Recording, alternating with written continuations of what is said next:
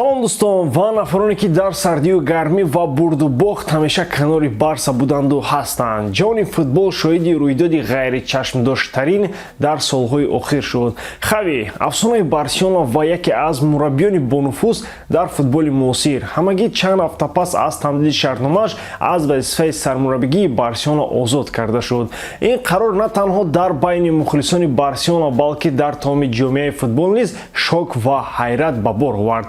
хави моҳи ноябри соли 2021 ба барселона баргашт ва масъулияти барқарор кардани шӯҳрати пешинаи барсаро дар замонҳои душвор ба уҳда гирифт. дар зери роҳбарии ӯ бозии дастаи шикаставу рехтаи нилнориҳо рушд кард. эътимод ба даста баргашт ва барселона барои зинаҳои ифтихорӣ дар чемпионат мубориза бурданро шурӯъ намуд. тамдиди шартнома бо хави як қадами мантиқӣ ба назар мерасид ки роҳбарияти даста ба нақшаҳои стратегии худ бирасанд. акнун баъди пеш кардани хави ки аз уҳдаи ин вазифаи мушкил мебаромада бошад, кадом мутахассис ивазкунандаи ӯ дар барселона мешавад ва бо дар назардошти ҳолати иқтисодии нилнориҳо ӯ муваффақ шуда метавонад. имрӯз ҳамаи ҷузъиётро муфассал бароятон нақл хоҳем кард. тугмачаи лайкро зер кунеду ҷои баъзур шишта наворо то охир тамошо кунед.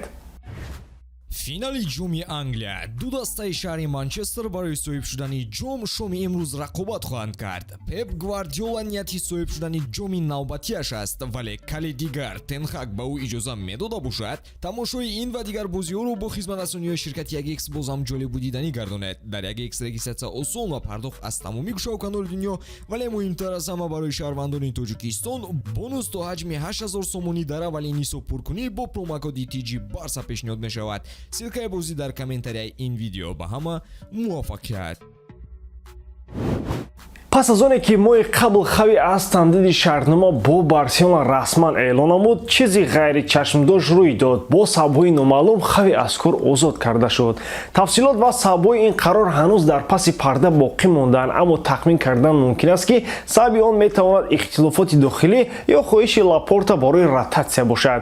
ба ҷои хави Ханси Флик ки бо муваффақиятҳои худ дар вазифаи сармураббии Бавария ва мунтахаби Олмон маъруф аст, ба даста даъват шуд. Флик бо қобилияти сохтани дастаҳои пурқудрати стили ҳуҷумӣ дошта машҳур шуд ва даврони ӯ дар Бавария бо муваффақиятҳои назаррас аз ҷумла пирӯзӣ дар Лигаи Чемпионҳо фарқ намуда буд. даъвати ӯ ба Барселона ҳамчун оғози давраи нав қабул карда мешавад ки дар он Барса ният дорад ба анъанаҳои беҳтарини худ баргардад ва дубора пешвои футболи Аврупо шавад. дурнамоии Барселона таҳти роҳбарии Флик умедбахш ба назар мерасад. интизор меравад ки ӯ ба бозии даста ғояҳо ва равишҳои тоза ворид кунад ки ба ҳадди аксар расонидани иқтидори истеъдодҳои ҷавони даста ва беҳтар кардани натиҷаҳо дар арсаи байналмилалӣ кӯмак мекунад. Флик бо тафаккури стратегии худ ва қобилияти мутобиқ кардани тактика ба қувваҳои бозингарони худ маъруф аст ки ин метавонад калиди барқарорсозии Барселона ҳамчун қувваи бартарӣ дошта дар футболи Аврупо гардад. мухлисони Барселона бесаброна интизори оғози мавсими нав ҳастанд то бубинанд ки даста таҳти роҳбарии Флик чӣ гуна баромад мекунад. умеди калон вуҷуд дорад ки он метавонад бозингаронро ба қуллаҳои нав барорад ва ба танзимоти тактикии даста эътимод бахшад. инчунин тахмин меравад ки Флик ба рушди академияи клуб фаъолона машғул хоҳад шуд ки ин ҳамеша яке аз стунҳои асосии муваффақияти Барселона буд. аз тарафи дигар рафтани хави саволҳои зиёдеро беҷавоб гузошт. саҳми ӯ дар клуб ҳамчун бозингар ва мураббӣ назаррас боқӣ мемонад ва бисёре аз мухлисон то ҳол кӯшиш мекунанд ки сабабҳои чунин қарори ногаҳонӣ дар бораи аз кор озод кардани ӯро фаҳманд. ин қарор бешубҳа дар доираҳои варзишӣ муддати тӯлонӣ муҳокима карда мешавад ва метавонад ба роҳбарияти Барселона фишор орад, зеро интизориҳо ва талабот ба натиҷаҳо хеле баланд хоҳад буд. инчунин бояд қайд кард ки бо омадани мураббии нав дар ҳайати даста тағйирот имконпазир аст. Флик шояд мехоҳад бозингарони наверо биёрад ки ба биниш ва услуби бозии ӯ беҳтар мувофиқат мекунад.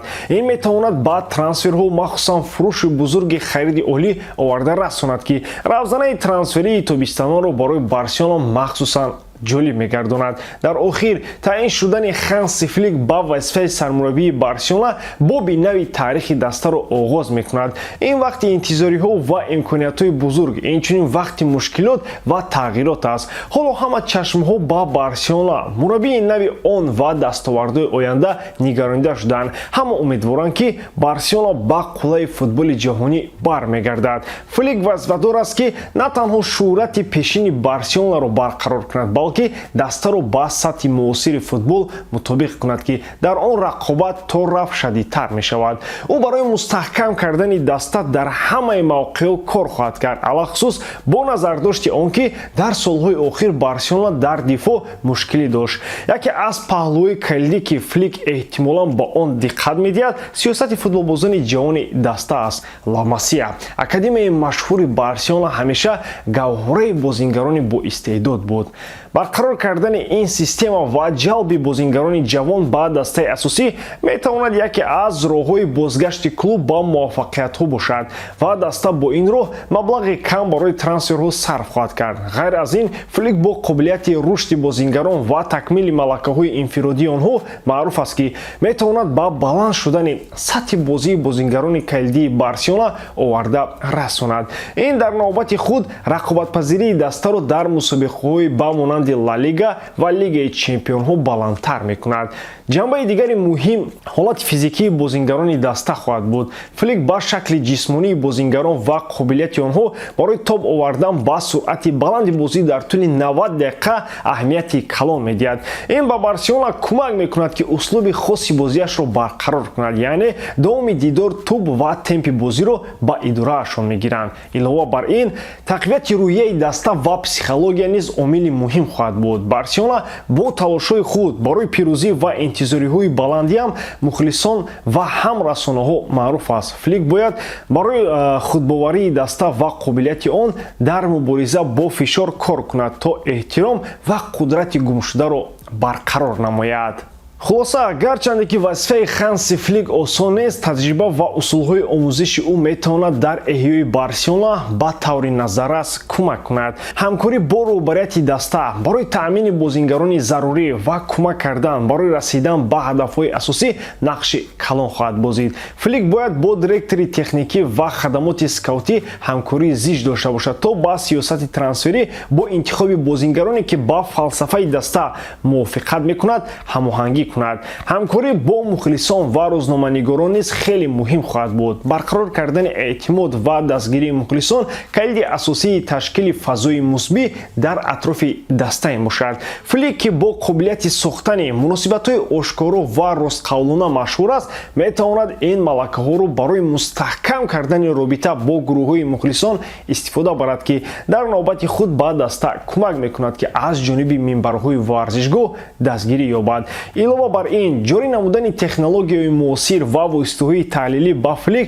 ва ҳайати мураббиёни ӯ кӯмак мекунад, ки ниёзҳои бозингарон ва самаранокии раванди тамринҳоро беҳтар дарк кунанд. ин ба онҳо имкон медиҳад ки омодасозӣ ва идоракунии ҳолати бозингаронро оптимизатсия кунанд, ки ин як қадами дигар барои баланд бардоштани рақобатпазирии даста хоҳад буд. ниҳоятан, мустаҳкамкунии фарҳанги дохилӣ ва эҷоди арзишҳои устувор дар дохили клуб ба Барселона имкон медиҳад ки на танҳо муваффақиятҳои кӯтоҳмуддат ба даст оранд, балки ба таври дарозмуддат дар мусобиқаҳо баромад кунанд. муваффақиятҳо дар майдон аксар вақт аз омодагиҳои босифат берун аз майдон оғоз мешаванд ва Флик бешубҳа инро дарк мекунад. ҳамин тариқ Ханси Флик як қатор вазифаҳои ҷиддӣ дорад, аммо таҷрибаи ӯ ва муносибаташ ба идоракунӣ ва тамринҳо метавонад ки ба Барселона кӯмак кунад, то ба қуллаҳои футболи Аврупо баргардад.